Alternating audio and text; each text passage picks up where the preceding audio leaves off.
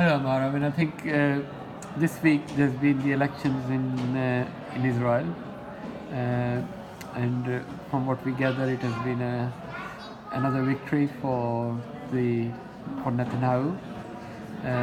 It surely is going to have some implications for the Palestinians.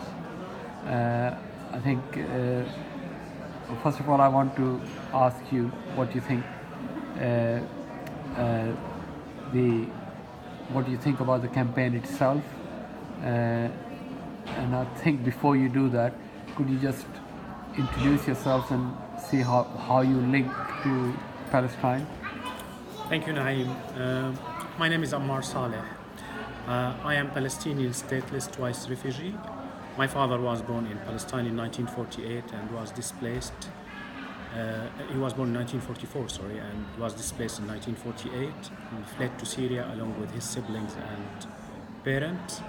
We originate from the High Galilee, from Safad, which is very close to the Golan Heights, to the occupied Syrian Golan Heights.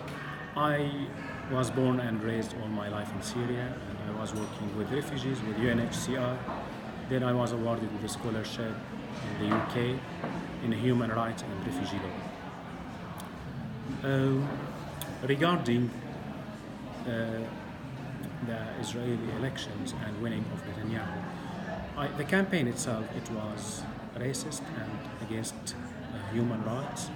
He pledged to annex more land, more Palestinian land on the account of the Palestinians, and to will establish the Jewish state concept, which is completely against international law and against human rights, and it's considered as form of ethnic cleansing against the Palestinian indigenous people.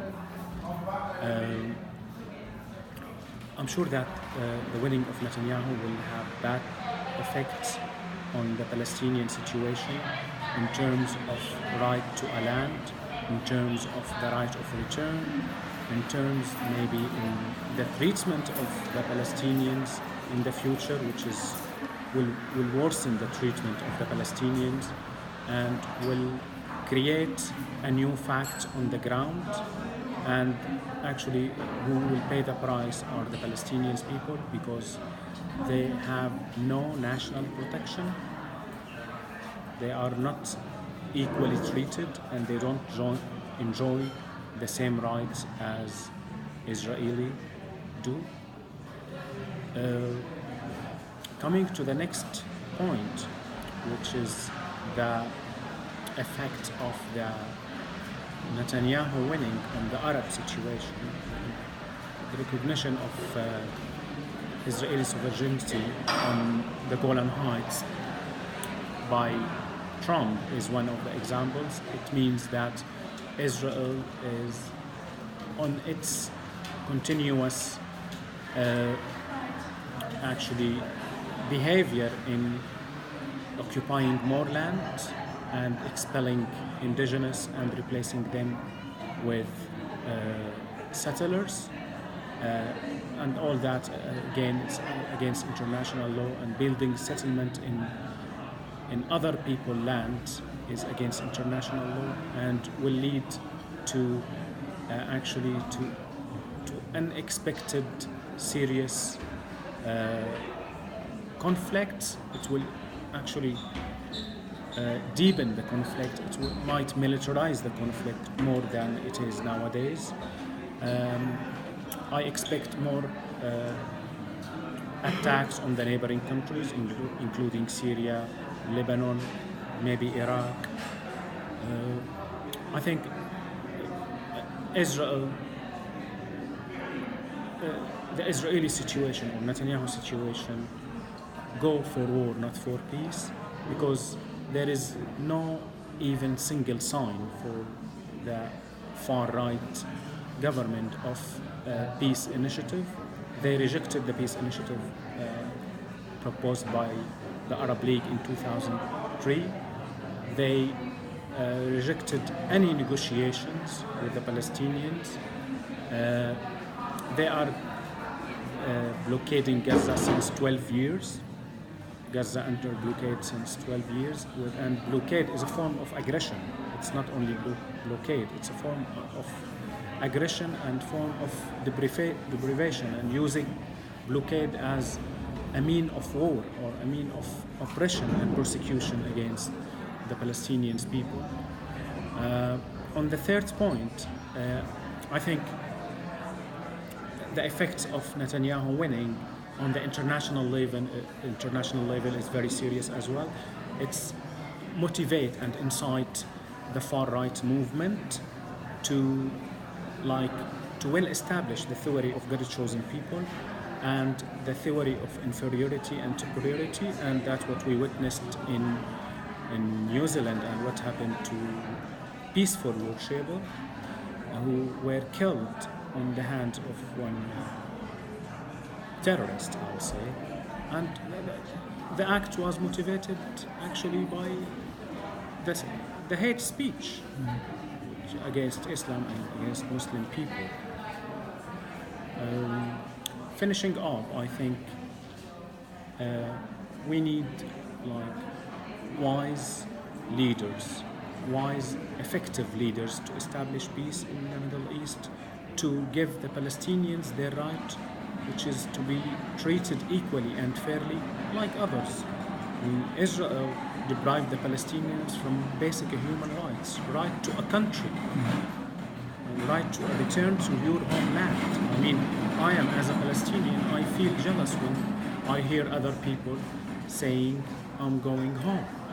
I don't have a homeland like many others, like 7 million Palestinian refugees. They have the right to return to their homeland, where their parents or ancestors were displaced from. This is very basic right and will not be relinquished, and it is permanent right. And the refugee status itself should not be permanent, it's temporary. My father was born, lived and died as a refugee. But this should not be repeated again in any other context. Can I ask you a question? I think you have got asylum in Birmingham, in Britain, and there are certain conditions attached to that. Can you explain what they are and how that affects you? Yes, what actually surprised me that after I obtained the British travel document, the British authority, literally the Home Office, mentioned that I'm not allowed to return to Israel, to Syria and to Israel. I fled Syria because of war, but I believe strongly that I have the right to return to my country. It's my country. No country can prevent me from returning to my country. I'm not applying for a visa to a foreign country. I want to return to my grandparents' home, to my sea, to my skies, to taste my olives. This is like a right that was born with me and will die with me. And if this right will not die with me, it will be inherited by my son and then my grandson, then so on and so on. What do you think would happen? Because during the election, Netanyahu made certain agreements with Hamas in terms of loosening some of the restrictions, particularly on fishing rights. But now that he has to make deals with people like Lieberman, who's been insisting that there should be military action taken in Gaza, what are your fears, or what do you think could happen in Gaza? I think people in Gaza, they have been under blockade since 12 years. I don't think that they need only the permission for fishing. They need dignity, they need freedom of movement, they need medical treatment, they need proper education, they need to travel, they need to live as other people live. Gaza is the open air prison. It's a very populated area and a very tiny area for 2 million people. and there are a lot of diseases are not treated in Gaza, and there are many children died because of lack of medical equipment. Even there are 30 children were killed by Israeli snipers on the Gaza border, and Netanyahu was proud about it, and he described this act as an act of courage, an act of wisdom. Is killing children an act of wisdom? This is outrageous. They were unarmed civilians, and they were killed with cold blood, just like this, without doing anything than protesting for their right of return. I told you about our right of return for Palestinians is rooted in our souls. We cannot relinquish it in any way. Right of return is a holy, as Jerusalem, as Nativity Church. Well, thank you very much for Amar. I think, well, let's see what happens next week when Netanyahu, well, actually whether he manages to create a government and what that government does next. So hopefully we'll meet up next week again. Thank you very much. Thank you very much.